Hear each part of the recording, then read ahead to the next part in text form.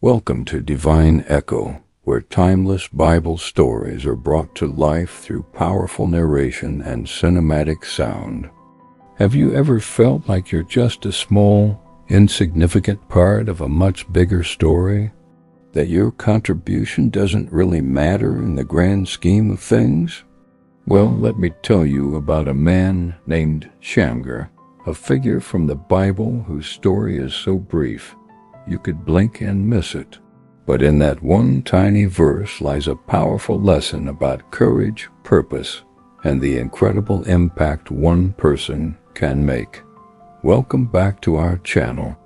Today, we're diving deep into one of the most overlooked heroes of the Old Testament.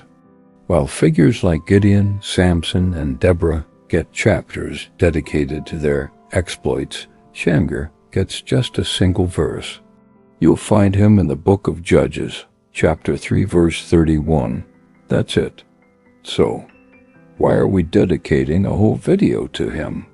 Because his story, though short, is a giant testament to what can be achieved with what you have, right where you are. Let's set the scene. We're in a dark and difficult period for the ancient Israelites. After the judge Ehud brought about 80 years of peace, things started to go downhill again. The Philistines, a powerful and technologically advanced enemy, were oppressing the people of Israel.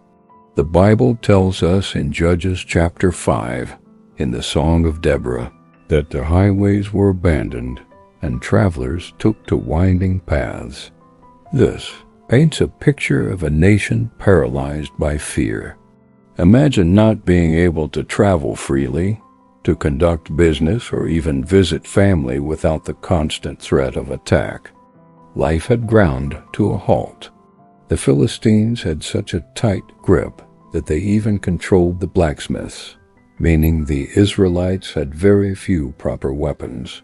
It was a time of desperation and helplessness. And into this bleak landscape steps our hero, Shamgar, son of Anath. Now, the name Shamgar isn't even Hebrew. It's likely Canaanite or Hurrian, suggesting he might not have been a pure-blooded Israelite.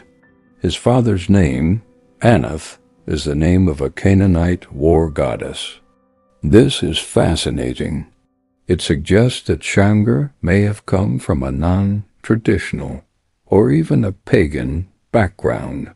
He was, by all accounts, an outsider. He wasn't a prophet, a priest, or from a noble lineage. The Bible doesn't give us any of that. It just introduces him as Shamgar, son of Anath. This is the first powerful lesson from his story. God doesn't just call the qualified. He qualifies the called.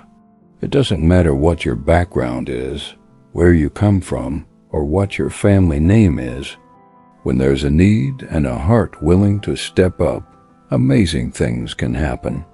Shamgar wasn't chosen because of his pedigree, but because of his courage. Now, let's get to the main event, the action that immortalized him in Scripture. Judges 3:31 says, "After Ehud came Shamgar son of Anath, who struck down 600 Philistines with an ox goad." He too saved Israel. Let's break that down. 600 Philistines, that's not a small skirmish. That's a small army. And what was his weapon of choice? A sword? A spear? A bow and arrow? No, it was an ox goad. What in the world is an ox goad? It was essentially a farmer's tool. It was a long stick, maybe about 8 feet long, with a pointed metal tip on one end used to prod oxen to keep them moving while plowing. On the other end, it often had a flat, chisel-like piece of metal used to scrape mud off the plow. So Shamgar, who was likely a farmer, used his everyday work tool as a weapon of war. This is the core of Shamgar's legacy. He didn't wait for a better weapon. He didn't complain that he didn't have a state-of-the-art sword or proper training. He saw a problem. His people were being oppressed, the roads were unsafe, and fear was rampant. He looked at what he had in his hand, a simple, humble farming tool, and he decided to act. Think about the sheer bravery that he must have taken. He didn't lead an army. The verse says he struck down 600 Philistines, implying this was a personal, perhaps even a solo effort. He used what was familiar to him, what was available to him, and he put it to extraordinary use. He transformed an instrument of agriculture into an instrument of liberation. This is a profound message for every single one of us. How often do we feel held back because we think we don't have the right resources? I can't start that business until I have more funding. I can't pursue my passion until I have more training. I can't make a difference until I have a bigger platform. Shamgar's story shatters those excuses.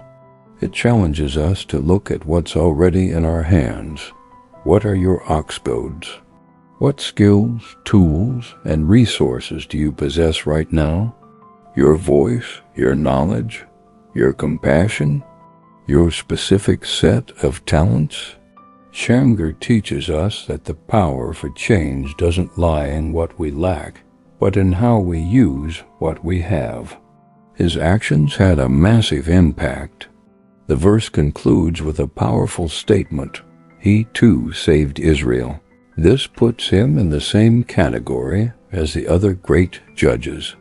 He brought deliverance and hope to a nation that was crippled by fear. By taking a stand, he likely reopened those highways. He inspired courage in others. He proved that the Philistines were not invincible. All of this with a farmer's stick. He didn't just win a battle. He changed the entire atmosphere of the nation. He broke the psychological hold that the enemy had on his people. His story is a beautiful illustration of faithfulness in small things. He was likely just a farmer, going about his daily work. But when the call to do something more came, he didn't shrink back. He applied the same diligence and strength he used in the field to the battlefield. He was faithful with his ox goad when tending his animals, and so he was trusted with it in defending his people. It's a reminder that our character is forged in the mundane, everyday tasks of life. How we handle our daily responsibilities prepares us for the greater opportunities that may lie ahead. Another interesting detail is his placement in the book of Judges. He is tucked right between the long story of Ehud and the very detailed account of Deborah and Barak. He's a bridge, a transition. It's almost as if the biblical author is saying, don't forget about the little guys. Don't forget that in between the big headline-grabbing events, there are ordinary people doing extraordinary things that keep hope alive. History isn't just shaped by the famous generals and charismatic leaders. It is also shaped by the Shamgars of the world, the everyday individuals who refuse to stand by and do nothing. So what can we take away from Shamgar's one-verse-long legacy? First, your background does not define your destiny. God can use anyone from any walk of life to accomplish his purposes. Second, use what you have. Don't wait for perfect conditions or ideal resources. Your greatest weapon might be the very thing you're holding in your hand right now. Third, courage is contagious. One person's brave act can inspire a whole community and break chains of fear. And finally, no act of faithfulness is too small. Even a one-verse contribution can have an eternal impact and be worthy of being recorded in the greatest story ever told. The next time you feel small, insignificant, or ill-equipped, remember Shamgar. Remember the farmer with the ox goad who stood against an army and saved a nation. Be inspired to look at what's in your hand, stand up with courage, and make a difference right where you are. You might just be surprised at the giant you can defeat and the people you can set free. Thank you so much for joining us for this deep dive into one of the Bible's hidden gems.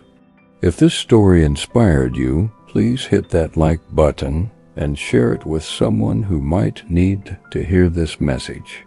And don't forget to subscribe and click the notification bell so you won't miss our next video.